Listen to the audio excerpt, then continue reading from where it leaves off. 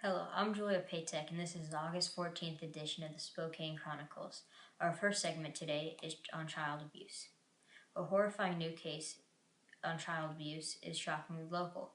Sarah Byrnes, a senior in high school, was abused by her father, Virgil Byrnes. She has burn scars all over her face and hands from her father pushing her against a stove. Child abuse is an alarmingly big problem all over the world. Just in America, 681,000 children are abused annually. Every day, 4 kids are killed by abuse in the United States alone. 80% of the children that are killed are under the age of 4 years old. Sarah was 3 when she got those scars. It is terrifying to have a child abused so badly without anyone knowing. Some people that are abused grow up to be abusive towards their children, and on the cycle repeats. People who are abused have 3 major risk factors. They are teenage pregnancies, runaway, and imprisonment. Almost half the people who are in an American prison were previously abused. More abusers are in fact women, not men. 46% of homeless youths ran away from abusive households. Teenagers that were abused are 25% more likely to have teen pregnancies.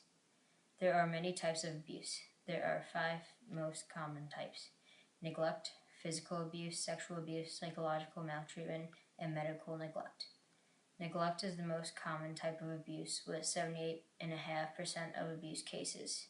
The least common type of abuse is medical neglect, with 2.2% of abuse cases. Sarah was the victim of neglect, physical abuse, psychological maltreatment, and medical neglect. If you are being abused or know someone who is, please call the following number: 1-800-799-7233. It is the National Domestic Violence Hotline. This next story is on single parents. Many local children are raised by single parents. Like 18-year-old Eric Moby Calhoun, he is being raised by his mother. Eric swims for his school team, something which isn't always easy with only his mother working to supply the small family of 2.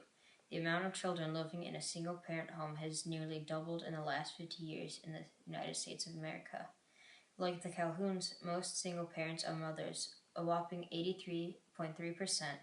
More than half of these mothers, 55%, are widowed, divorced, or separated. The remaining 45% have never been married. Miss Calhoun falls into this category. Eric's father left them before he was born, leaving Miss Calhoun to raise him all by herself. She has a stable job working as a journalist. Sadly, not all single-parent homes are like this, or like the Calhouns. Some of the families live in poverty. These families are eligible to receive government assistance. When the family lives in poverty, most often the parent does not have a job or pays minimum wage.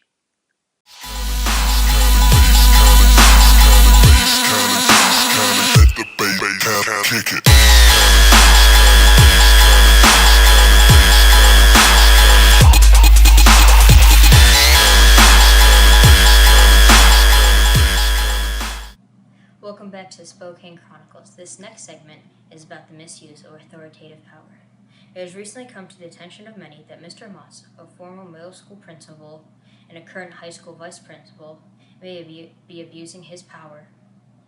An unnamed source has revealed that he has used his power of authority to punish children that he does not like. He has his favorite students. They never get in trouble from any teacher because they are under his protection. The students he doesn't like, however, are constantly in his office getting in trouble, says the reliable source. Mr. Moss is also said to disrupt his colleagues during their classes by sitting in.